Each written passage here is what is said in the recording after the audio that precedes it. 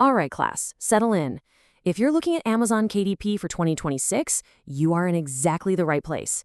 Now, today's lesson, it's not just about what to learn. Anyone can find a list of stuff. We're talking about the order you learn it in. And believe me, that sequence, that's everything. It's literally the difference between success and failure. So, this right here, this is huge. I need you to really absorb this because it's the number one reason most beginners just quit.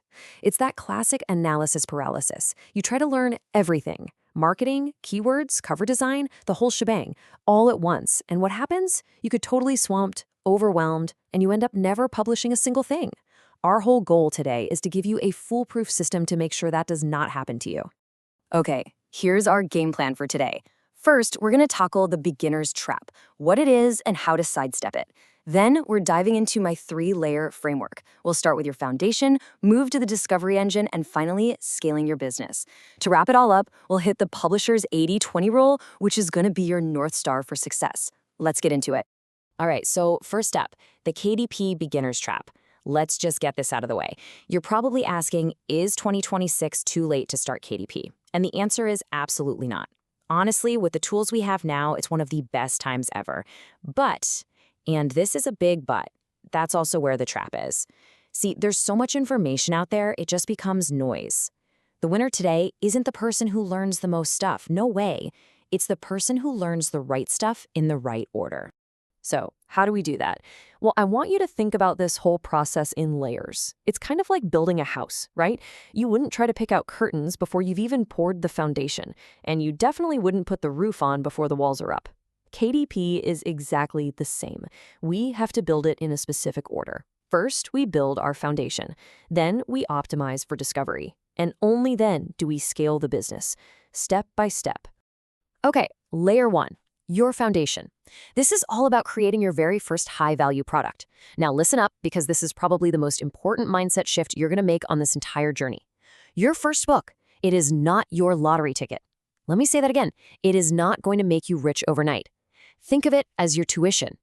It's the hands-on project that's going to teach you the entire publishing process from A to Z. Now, when I say high value, what do I mean? Well, just look at this. A few years ago, everybody and their brother was making low-content stuff, blank line journals. Super easy to make, right?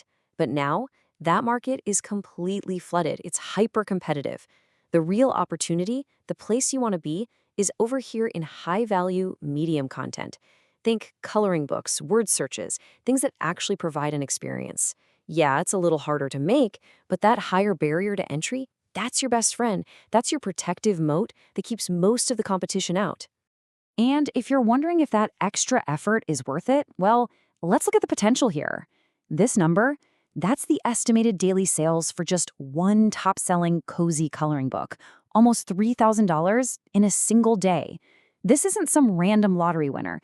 This is what happens when you create a quality product that people are actively searching for. And it's not a one-off. Here's another one. A book that teaches you how to draw everything is pulling in over $3,600 a day. Are you starting to see the pattern? The real money is in providing real value, whether that's entertainment, like the coloring book, or education, like this one. Okay, one more, just to really drive it home. A vision board clip art book. This one's a tool, right? It provides utility, and it's making almost $4,000 every single day. So the point couldn't be clearer. The opportunity in these high-value books is just massive, but you've got to have a strategic plan to get there. So you're probably thinking, okay, great, but how do I find these amazing ideas? I got you. Here's your first practical tool, and it's a good one. It's called the alphabet soup method. Super simple, totally free, and just incredibly powerful. All you do is go to the Amazon search bar, type in a broad phrase like coloring book 4, and then just type the letter A. See what pops up? Amazon is literally telling you what real people are searching for. It's a direct peek into your customers' brains. It's a game changer. Okay, let's fast forward. You have powered through layer 1. You've created and published your first book. Awesome. But a masterpiece hidden in a closet is just a masterpiece hidden in a closet, right? A great book that nobody can find isn't going to sell. So, welcome to layer 2, the discovery engine. This is all about making sure your book doesn't just exist, but that it gets seen in the massive ocean that is Amazon. A huge part of discovery is your keywords. Get them right, and they're like little signposts guiding shoppers to your book. Get them wrong, and your book is basically invisible. So here are the deadly mistakes you have to avoid. First, don't use banned keywords like best or another author's name. Second, don't repeat words already in your title. It's a waste of precious space. Third, don't target super broad keywords like planner. You'll never rank. And please fill up all 50 characters in each of those 7 keyword slots. You're just leaving money on the table if you don't.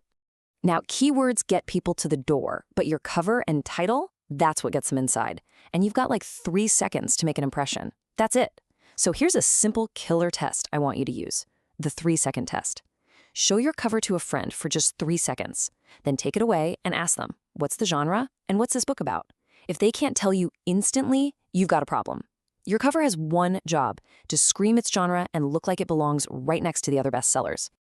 Okay, so you've built a product, you've optimized it so people can find it, and you've done this not just once, but you've built a small foundation, say 3 to 5 really solid books. Only then, and I mean only then, have you earned the right to move on to layer 3. This is scaling. This is where you stop being just a publisher and you start thinking like a real business owner. And this right here, this is maybe the most critical rule of scaling, so lean in. Do not, under any circumstances, run paid ads to a single book. Just don't. It is a fantastic way to lose money. Ads only really become profitable because of something called sell-through. That's when someone clicks an ad for your book A, buys it, and then they discover and buy your book B and C and D. Without that backlist of other books for them to buy, you are literally just lighting your money on fire. So once you are ready to scale and you have that backlist, what are your options? Well, you've got a few great channels.